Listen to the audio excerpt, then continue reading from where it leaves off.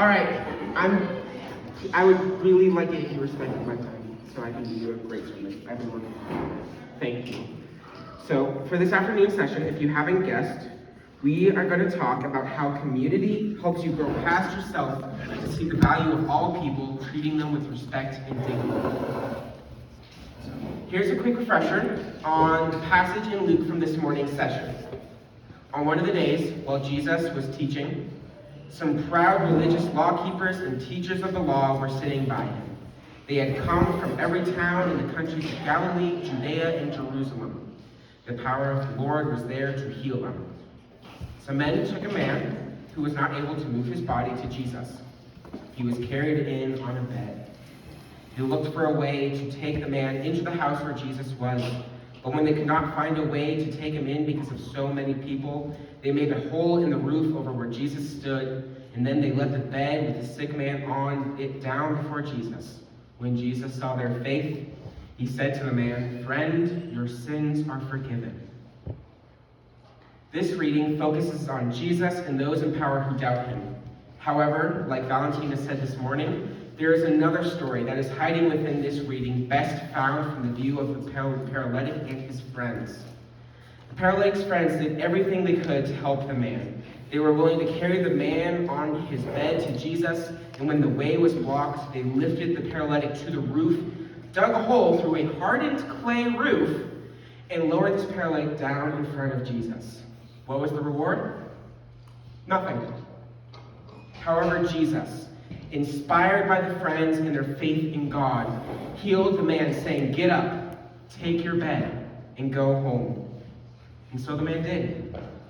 Because of his friends' disposition, devotion, and determination to help a man who society saw as broken, sick, and cast out, the paralytic began to walk.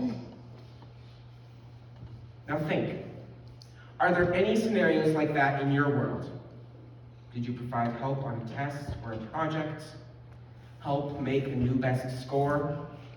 Give someone a ride to an event? Or was just a phone call away when needed most?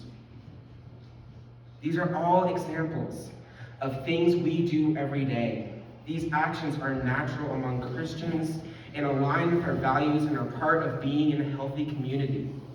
We are willing to help those in our community to get their feet back under them and reach for their goals.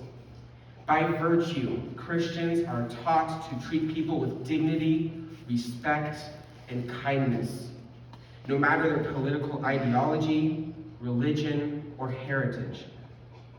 We do so by loving our neighbor, giving compassion to the other, and showing forgiveness to those who have betrayed us.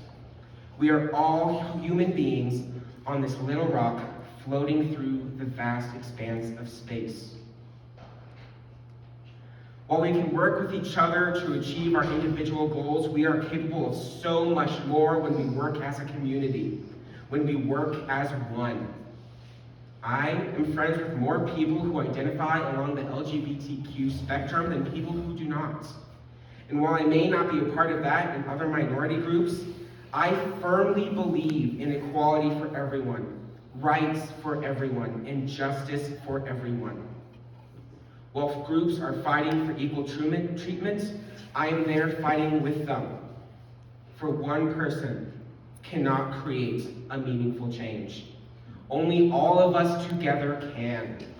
We have the ability to share our voice at the polls, in the streets, and online. With the tools at our disposal, we are primed to shape the world.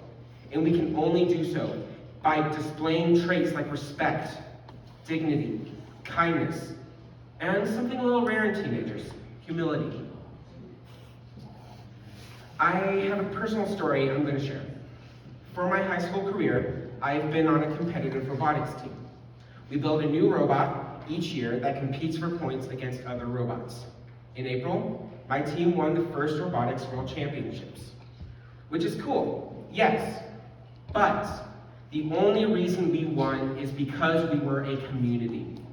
We were constantly helping with each other's projects.